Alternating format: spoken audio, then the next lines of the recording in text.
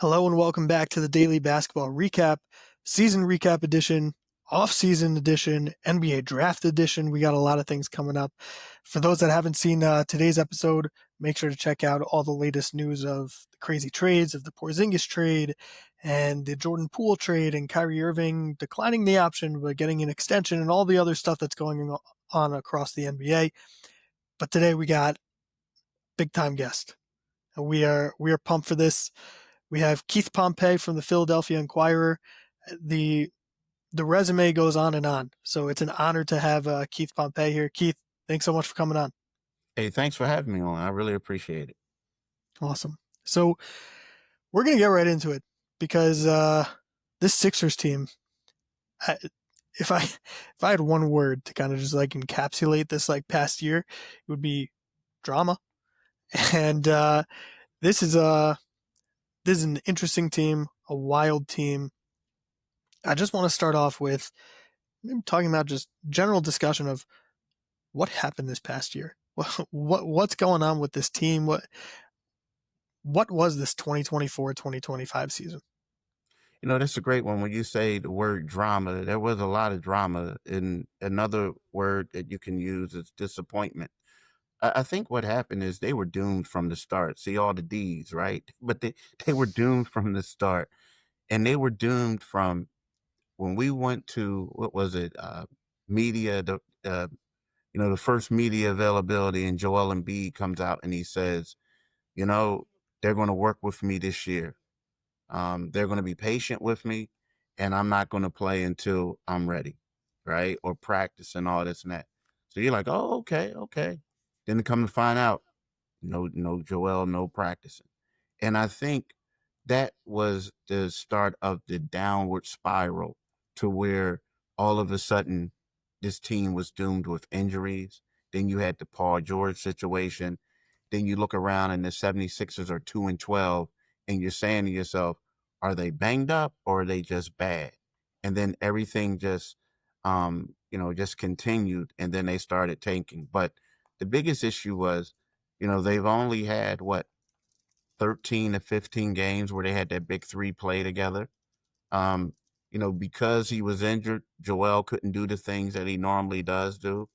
And that in turn comes to frustration. And then all of a sudden we hear of team meetings where Joel's being called out. So to me, they were doomed from the start. And I think it led to other things, the frustration, the poor play, more injuries. And then all of a sudden is the process part two in regards to tanking again. Do you think that there was,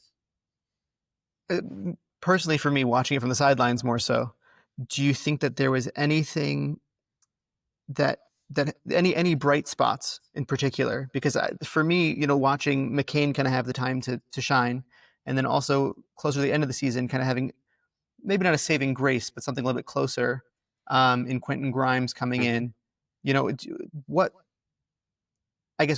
did you see over the recap of the last season that you kind of said, okay, at least this is a highlight that I can salvage from all of this? Yeah, those were two great examples, and I believe they were two of the bright spots. I think, the emergence of Jared McCain. It was the confidence, the ability, the leadership that he displayed as a young guy.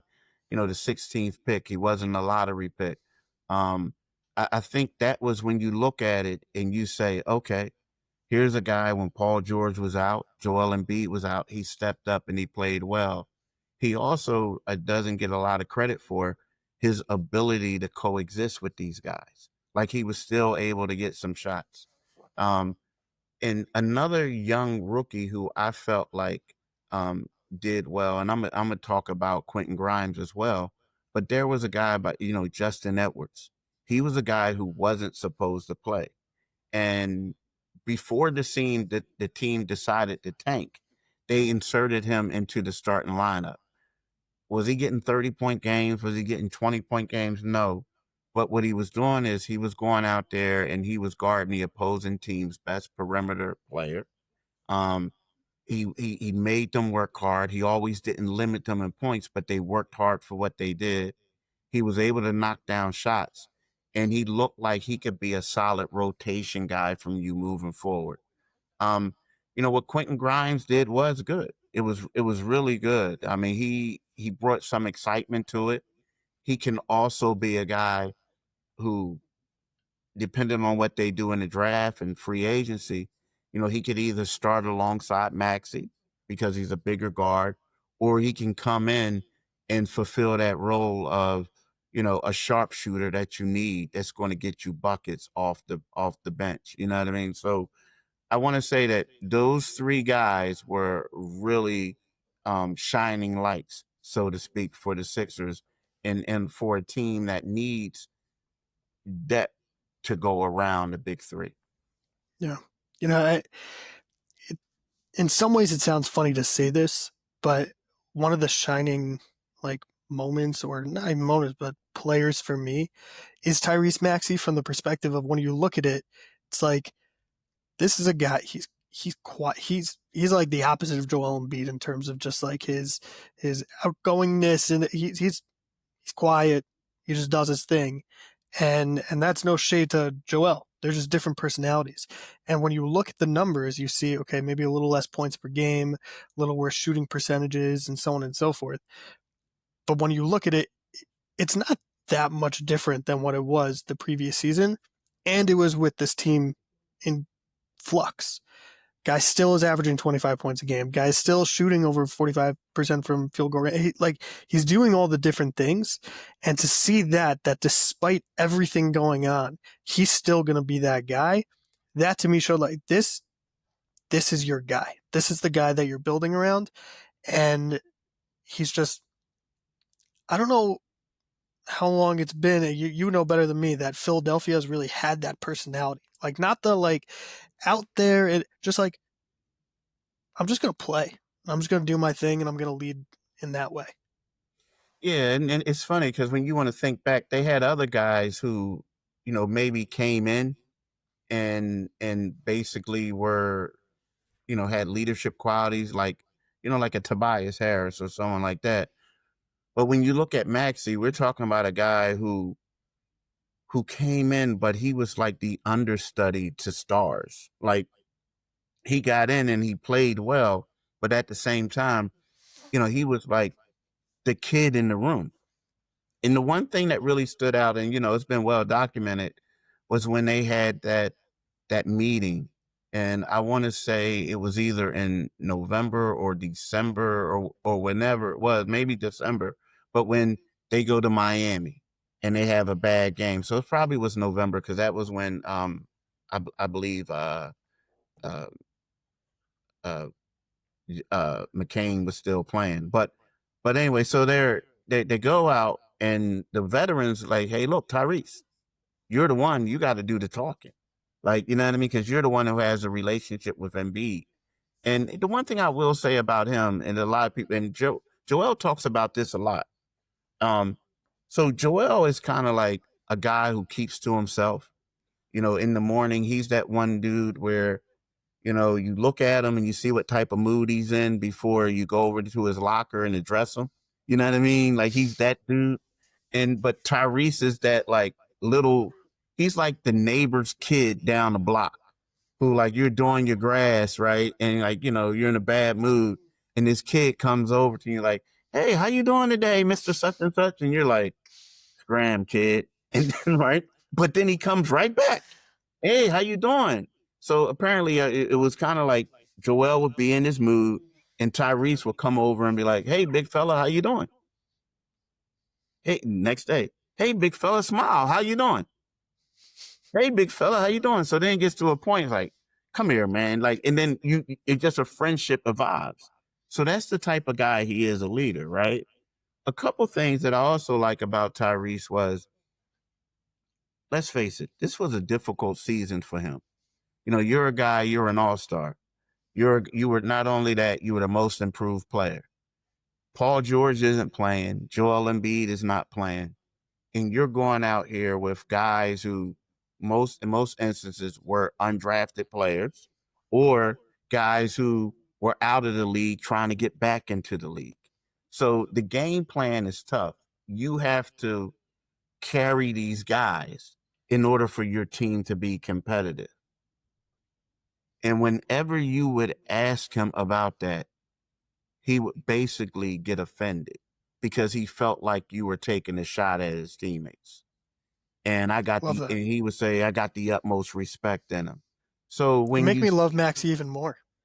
yeah, I'm telling you, he's a great, you know what, he's a great guy. Like sometimes I feel like he gets upset with me because if he does something bad, I'll mention it, or like if I'll say like when he first came in the league, I didn't think he could defend, and I would say, well, nah, he's not a good defender. But it's hard for me, I have to say, to keep saying what he can't do, because if I say it, then next thing you know, he comes back and he works on it. And he had a career high in steals. But yeah, he's the type of person. He's a great teammate. He's a great person. He does a lot in the community of Philadelphia too, a lot. So yeah, he's that guy. He's a leader moving forward. Well, currently, not moving forward. He's the leader now. Can I ask you, does that play into a kind of special relationship between him and McCain, who's also a very positive, outgoing guy as well? It does. It does. I think it does. Yeah, it plays into that relationship because, Tyrese is, you get certain people who are extremely welcoming, right? He's the type of guy like he'll take you under his wing, or then you have some other guys and look at it like, well, I'm a smaller guard. Jared's a smaller guard.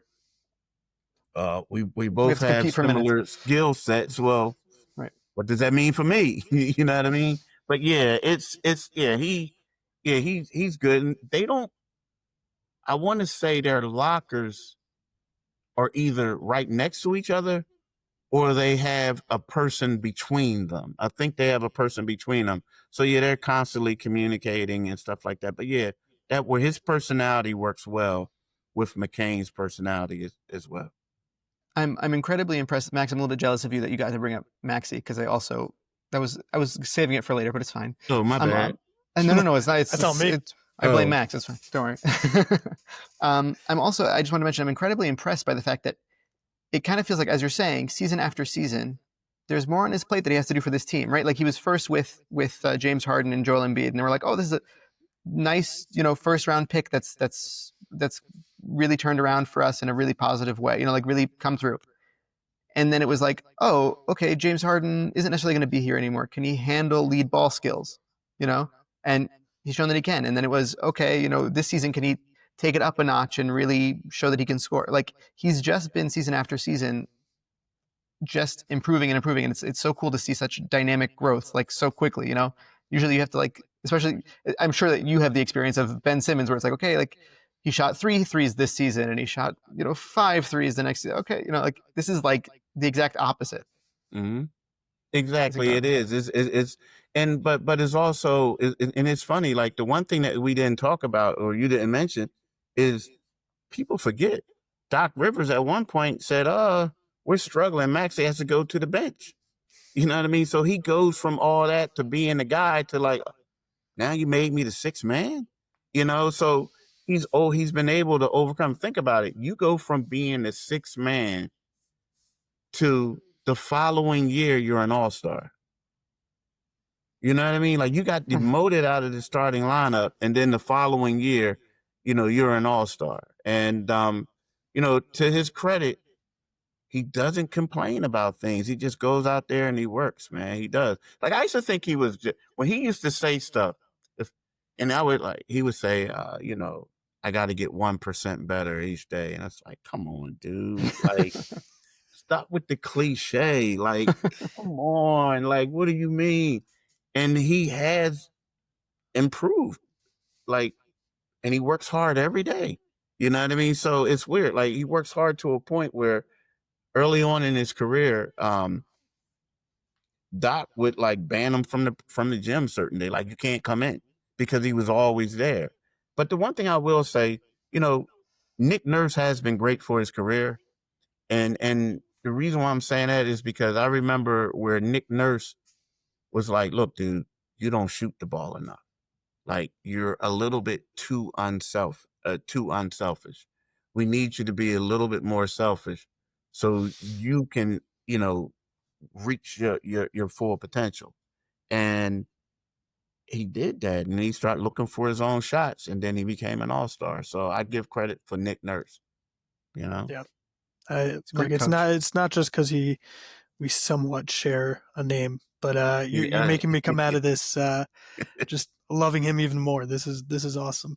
We're gonna move on now to more of a round robin kind of quick answer segment that we do with all of our season recaps. And I want to start out with and Keith, we'll start with you of biggest moment from this past year. It could be positive, negative. You spoke before about before the season, or no, you said in November something going on.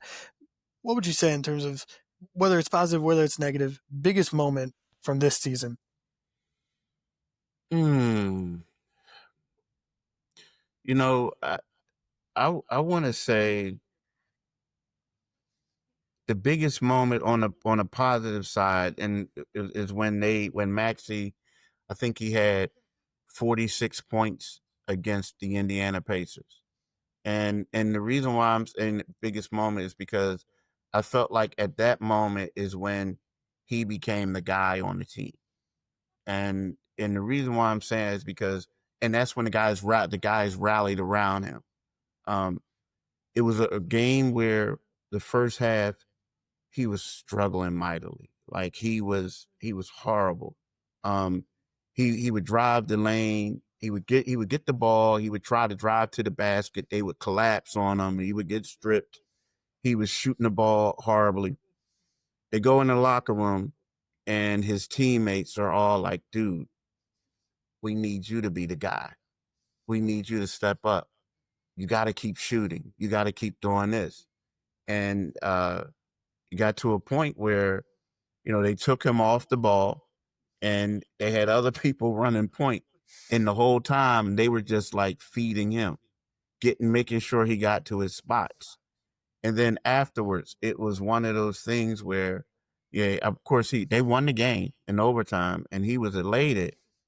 But at the same time, it was more so he was really appreciative to all his teammates for what they did.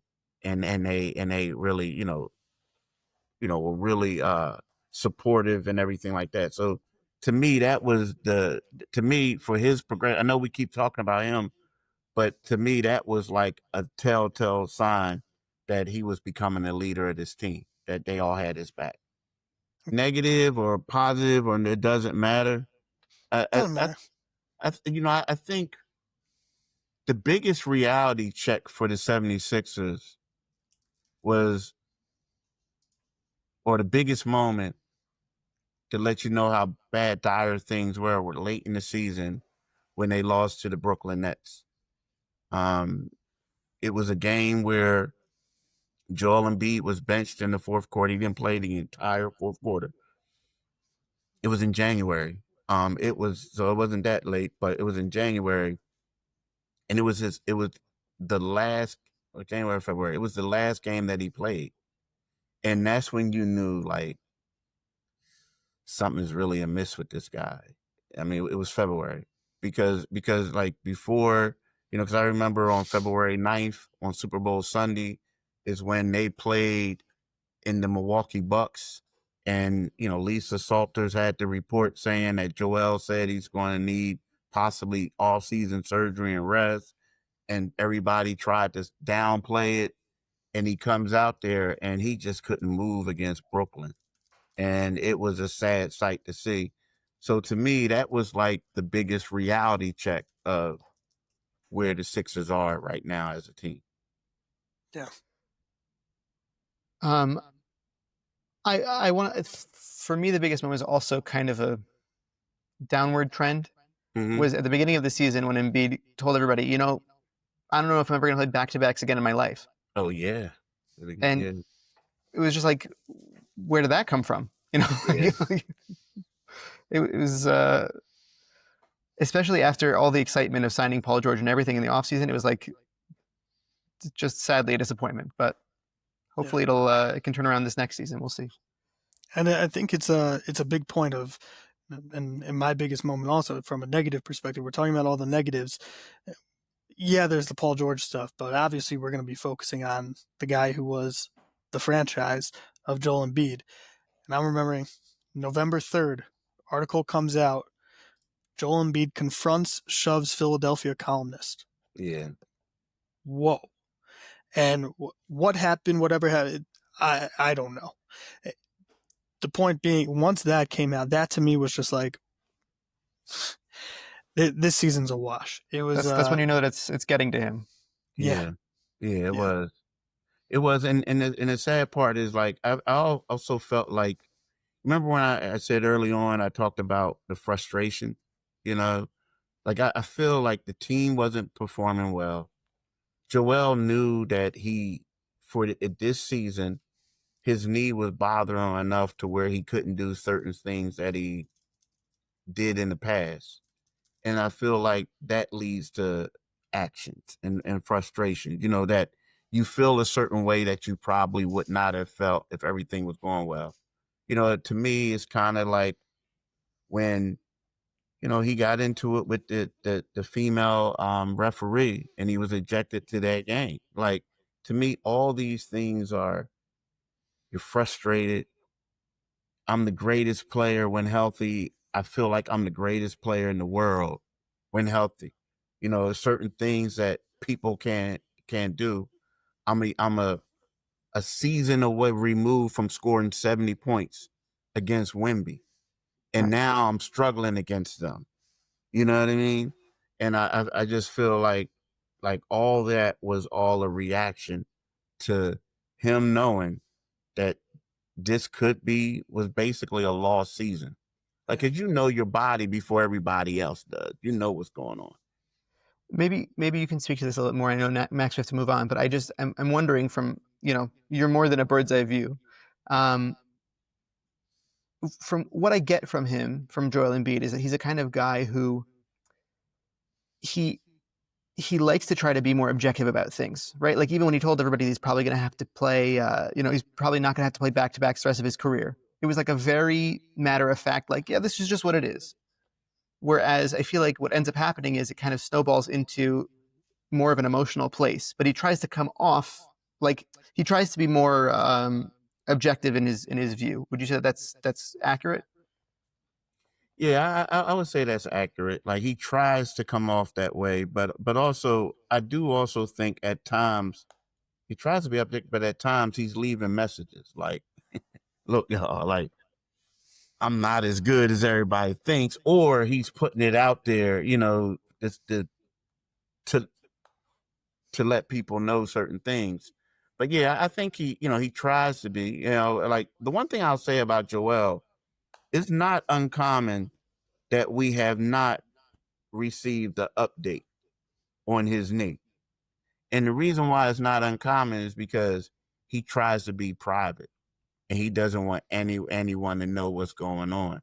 You know what I mean? So whenever he does say, "Hey man, I'm probably not gonna, you know, play that," it's kind of like he knows exactly what he's doing. Like, he's getting the message out, because aside from that, no one knows, what's going on. Like, remember, it was one of those things I honestly believe when he decided to shut the season down, and you're asking Morey, you're asking Daryl Morey, the team president, you're asking Nick Nurse, the coach, and they're like, "We don't know, we don't know." And then you come and find out that Joel told the owner what his plans. So he tries to keep stuff to the vest, and he doesn't like including a lot of people in his personal business. Yeah. Yeah. So moving on for most underrated player, right? There's a number of guys that we could talk about here, and I want to hear from both of you. Keith, we'll have you go first in terms of most underrated player on this roster. I would have to say Kelly Oubre, and the reason why I'm gonna say that is because Kelly Oubre, not this past season, but the year before that, there were certain people that said that he was more impactful than Tobias Harris at times, right? And the reason being is because, Kelly Oubre, you don't have to draw a play for him.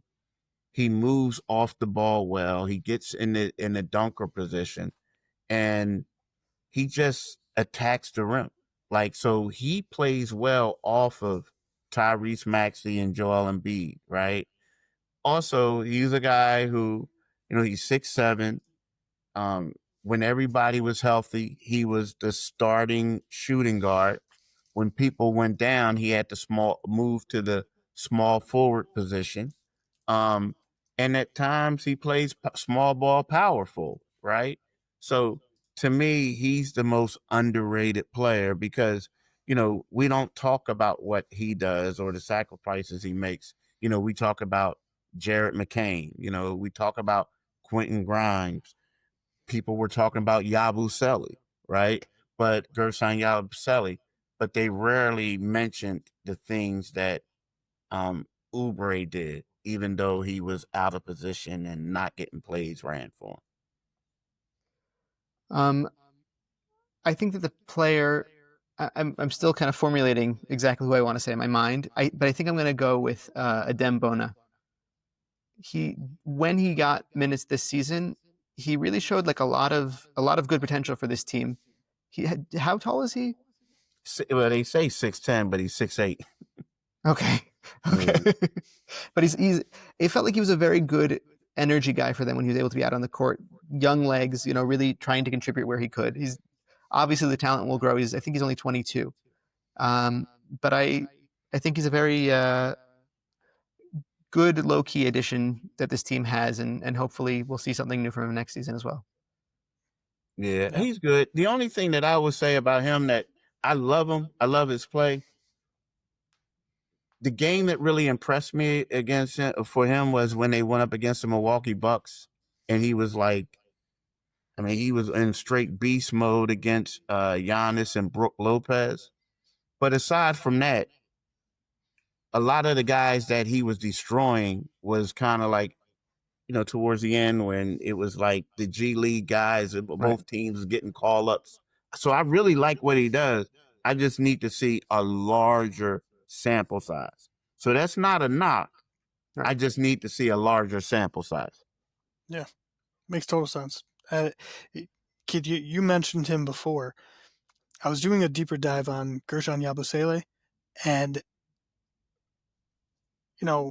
again, this season was a wacky season, and so you saw him playing a lot of games as a starter. You saw him playing games as a reserve, and I was looking at his splits, starter and a reserve, and when you realize what he can do coming off the bench, I was looking up in 27 games, he was averaging 10 points, 5 rebounds, so solid, but shooting 52% from the field and 46% from three. So when you can have this guy coming off the bench, you got a fantastic wing coming off the bench and playing good minutes and important minutes. I think it's realizing where he's going to be most useful. And I don't know if it's playing the long minutes as a starter, but having him come off the bench and being that guy that could come in and give some energy for those times, he's shown that he could put up the stats in those minutes. I would add to that question if I could, just because I know that he played for France, more small forward minutes. Do you think that maybe he could be best utilized more in forward positions as opposed to, I know he played some center as well this season because of all the injuries and whatnot. Yeah, I think he would be better utilized as a forward. I mean, here's the thing. The thing is, I think that he had better offensive performances at the 5 just because they couldn't guard him. Like, they couldn't guard him. But we talk about his shooting, right? I feel like with him in a lineup with Embiid and Paul George, I feel like he can, and Maxey on the floor, I think he can get a lot of mismatches because, when you're looking at the 76ers, you're going to, and he might be the best shooter out there, like the way he shot this year. But when you're looking at the Sixers, it's like, okay, I got to pick my poison. I can't like let Embiid kill us. Tyrese Maxey, I got to know where he is. Oh, and look at Paul. Let's see how Paul starts the game off. Whereas Jabu, you're going to leave him alone at the 3-point line. And I feel like he's going to be able to, take advantage of those open looks. So with that being said, yeah, I do think that, possibly at that 4 spot, um, he would be great if they could somehow bring him back. I feel like that he would be great. And also he's a big dude, a great motor, everything. Yeah, He's another absolutely. one of those Celtics guys that they drafted and let go along the way. Yeah, it was kind of bad. Yeah, well, the Celtics got a lot of things going on for them, but I want to kind of shift into, we did the recap and what's next for this team, because there are a lot of questions as it comes to the Sixers. And Keith, I'm not stalking you or anything, but I was checking out your Twitter for a while, and I can't tell. You said before, Embiid kind of says things with like leaving some hints, and I saw one thing that you put out of Ace Bailey putting on 20 pounds of muscle, and I don't know, is that an idea? Is that something that's coming up? I know there was the pushing away of the pre-draft workout. He didn't do it with them. What are you hearing in terms of, as it comes to Edgecombe, Ace Bailey? Do they even go with the pick? Are they trying to? What's the plan here? I think. I want to add one more part to this question as well. Okay. What would your preference be? There's always like the best, what the best option is versus what your approach would want to be. It's weird because I really like Edgecombe as a person. I think that he's going to be some people say he could be a good player in this league. But right now I feel like the 76ers need to swing for the fence. Boom. And, and I think Ace Bailey would be the fence. Like, is a reason I knew why it. is a reason why teams are telling him to not work out because they want him to slide. You know what I mean? And the one thing I'm gonna share, and you guys know this. So I basically judge players, and I think maybe we all do. We judge players how they're treated by others. Now, meaning yesterday, Cooper Flag got the majority of the media throng and all this. He had everyone around him. It was kind of like royalty, right? Everybody was saying stuff. He was like, this and that, da da da. Well, then he leaves out, and then Ace Bailey comes in, and of course, because of his refusal to working out for teams, there was a lot of people at his podium too. But when he got done and he was walking around, you should have seen how the other draft prospects were like running up to him and admiring him. And it was kind of sort of like, the champ is here. The champ is here. Like, he walked in. He commanded the room. And I'm like, yo, like, all these What's the guys deal? respect this dude like this. So in their eyes, it's kind of like Cooper is the man, but this guy, they're acting like he was the chosen one just by the respect. And when I saw that, I was like, whoa. I mean, that means he must have been doing some nasty work against them for years, and they all expect him to be the dude.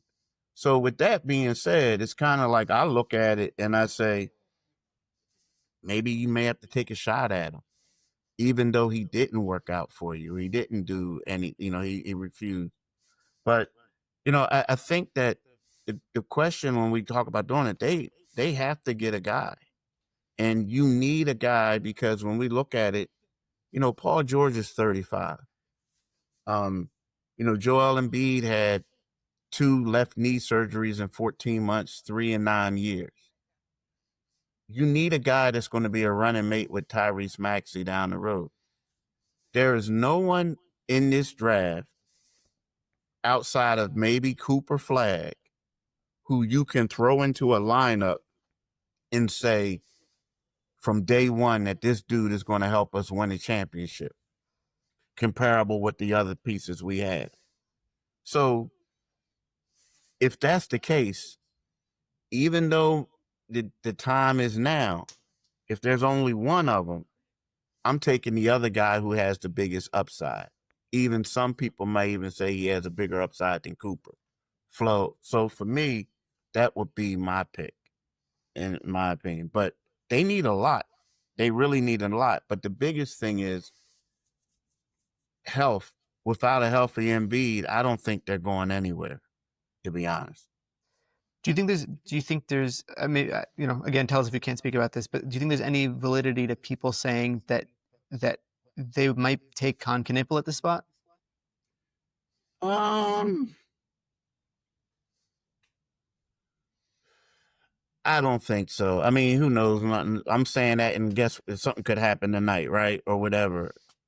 My thing is, when you look at Con Knipple, I think, you hear the stuff that the Charlotte Hornets won them at number 4, but when you look at Con, no offense to Con Knipple, but the things that he would do for you are the things that you would want a Quentin Grimes to be able to do, like Right.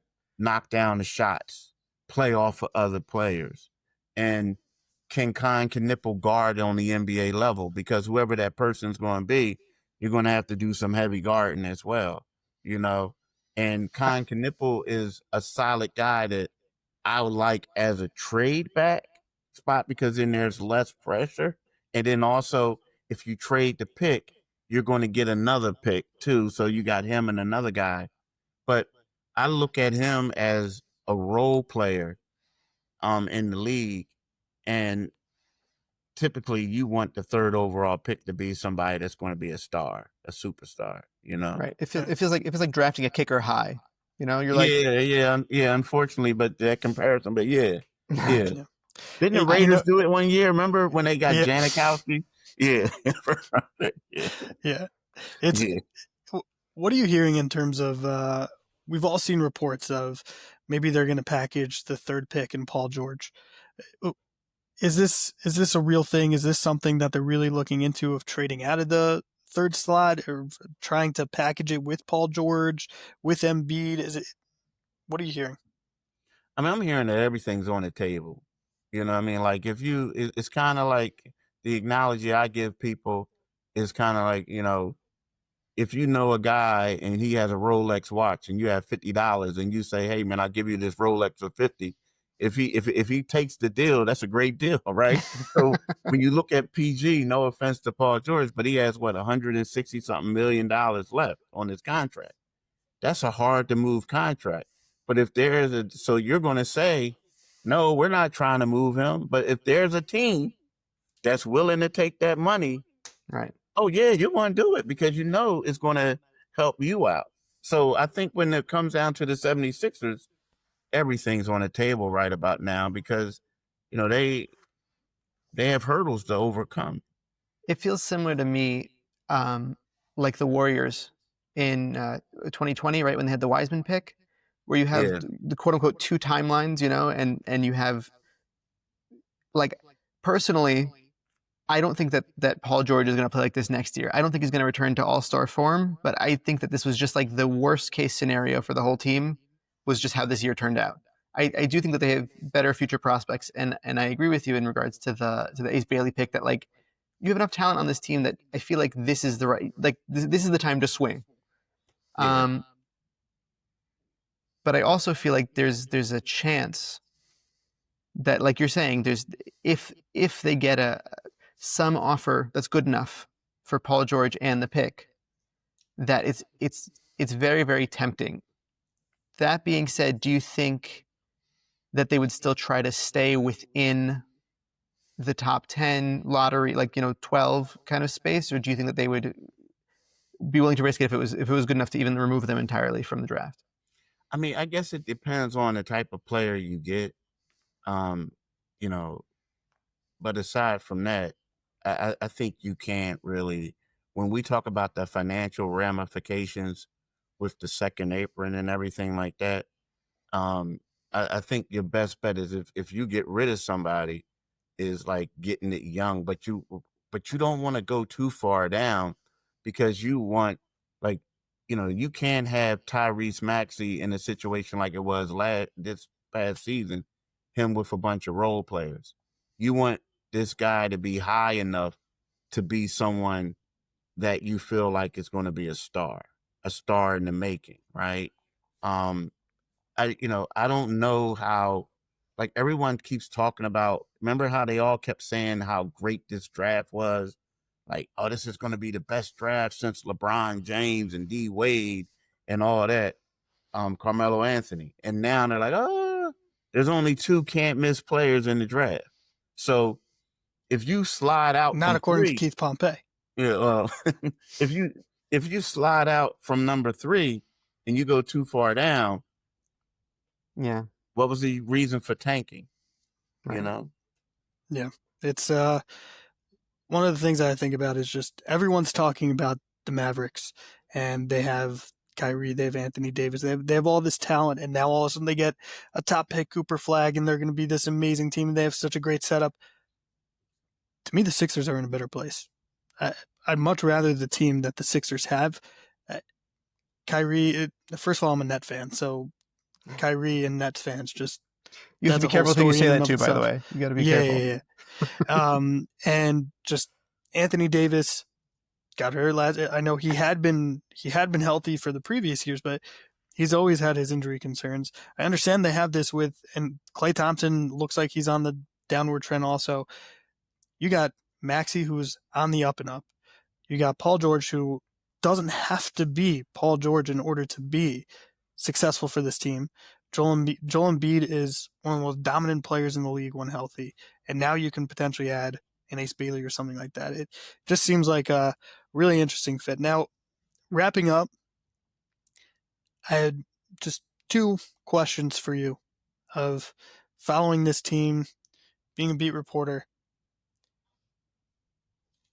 Through your time working with the team, who's been the most fun or the best player that you got to really engage with? The one who believe it or not, the guy who, there's been a lot of great guys. But the one who I would say I was the closest with while he was here was like Nerlens Noel.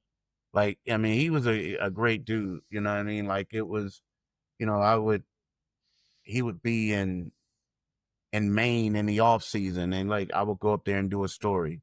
He went to one off season, he goes to Haiti. That's where his mom's from. So, I visited him in Haiti. Now, I want to say this. Now, so he was the one that was the most fun. But the 2 guys who I really felt like, well, the one guy who I felt like whenever I spoke to him, I learned something. And he wasn't a 76er for a long time, but he was extremely bright. And I'm not going to say he hit it, but he was a quiet guy, so to speak, with the team, so he didn't say too much. But believe it or not, it was Jarrett Bayless. Like, Jarrett Bayless was deep. And the other guy was Matisse Thybulle. Like, Matisse Thybulle, he doesn't want anybody to know this. Like, when you talk to him, you ask him, hey, man, let's talk about school and stuff, or like academic stuff, and he doesn't want to talk about it. Like, he says, oh, school isn't important. Like, what are you talking about? Well, now he says, everybody wants to talk about grades. I don't want to talk about grades. Like, okay. So then you talk to people, and they're like, yeah, because he's a genius. He doesn't want you to know that. Like, and when he gets around his father, sometimes they're talking molecular physics, like stuff like that. So he's a deep guy, but he doesn't want you to know. And it's funny because I would do stories on him, and he was like, hey, can you meet me at this park? So I'm like, at the park. So this is when he's like going heavy with the Sixers. But you see this guy come up riding a bike with Chuck Taylors on, and he sits in the park, and he's just like a regular dude. And these people walking past like, hey, Matisse, good game last night. Hey, how you doing, Joe? And then the other park, they would play like pickup basketball. And he was like going to the park and playing pickup basketball with people. Like, so those are the 3 people I would say that I really enjoyed being around the most, because they were real folks. And not to say all of them aren't, but it was like Matisse didn't take himself too serious. He wanted to be really humble. Jared was a guy that I felt like whenever I spoke to him, I learned something. Like, he lived in New York. I came to his crib once, um, for a story, and then Nerlens was just my guy. Nerlens was a great dude, full of fun and everything like that. And I got to meet his mom and all that, and stuff like that. So yeah, 3 great It's guys. awesome. I had to today defend with my co-host who's not currently here. I had to defend Matisse Thybulle because I think that he's just picked up his player awesome. option. He just picked right. That was relevant news. But I always felt like he was if he's put in the right situation, I always felt like for the Sixers as well that he could have just been excellent. He's a very, very good player. Dude, let me tell you this about Matisse, and I don't want to go too long, right? So I did a feature on Matisse Thybulle, right? And it was the hardest. I spoke to a lot of people, the thing like that, but Matisse would not talk to me about the feature. He did. This is before we got real tight. He did not want to talk to me, and the reason why he didn't want to talk to me is because the thing that people didn't know about Matisse was when he was at the University of Washington, and he had a Jeep Cherokee, but in the back of his Jeep Cherokee were clothes that people donated to him. Like he would go, was like, "Hey, can you still fit this coat?" And they were like, "No, this and that." And he would take that and he would have food. Late at night, he would drive downtown Seattle and around the campus, whatever, and would give stuff food. He would feed the homeless and he would give them clothes in the wintertime. Wow. Just give them jackets. And the reason he did not want to talk to me about it is because he said, "Keith, you're supposed to do stuff for the kindness of your heart, not for media love. And I'm not I don't want these people to feel this way." And another thing he did was whenever the team would fly on the road, the Sixers, his rookie year, the rookies had to get all this Chick-fil-A food. So they would fly places and he would get people to go. He would get a teammate always to go with him. And they would go to the sketchy part of town. And Matisse is out there giving the homeless people food. Right. So like, I'm telling you, a great person. But people don't know that because he doesn't want you to know that. But at the same time, he's a great person, man. Seriously. It's awesome. One of the best I ever met. It's really amazing. Mm-hmm. And last question will be a quick one, and we'll get out of here. There's another famous guy that's been a beat reporter for the Sixers for the Philadelphia Inquirer. I don't know if you ever heard of him. Stephen A. Oh yeah. And what's your relationship with him? Well, what's you ever hear from him in terms of just doing the job? No, not really. I haven't spoken to him in a while, but it's funny because he used to work at the Philly Inquirer as well. And I remember when I was like the high school writer, neither one of us were in there. But when I was the high school writer, my desk was right next to his. You know what I mean? So like you would see him like every so often. He was a cool dude. Like it's funny because a lot of people like you hear certain people talk about, man, he's loud, he's this, he's that, they call him screaming Steve and some people. But he wasn't that way in the office. You know what I mean? It's like, he just was about his business. Actually, when I was in there, he was quiet. Like he would come in there, he would do what he had to do, and then, get out, work. But he always had a plethora of sources. Like he was the go-to guy. So yeah, so it's not like, I know certain friends who are like my old editor, him and Stephen A are tight. Other people are tight. But I think we were coming along at different eras. You know what I mean? And I was one of those guys. I wasn't like Maxey with Embiid, like, "Hey, how you doing today?" I was like, "Hey, Stephen A, you want some water?" Like I wasn't that person. It's awesome.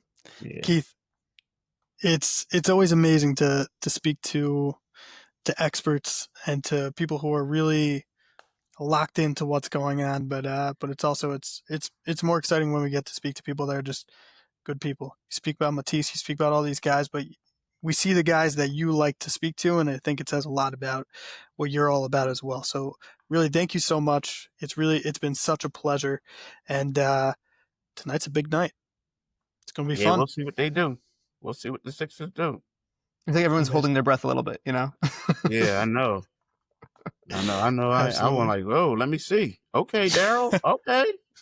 Okay, player. You know, no more. It's Yeah. gonna be fun. Keith, Yeah. thank you so much, and we'll be in touch. All right. Thanks for having me, y'all.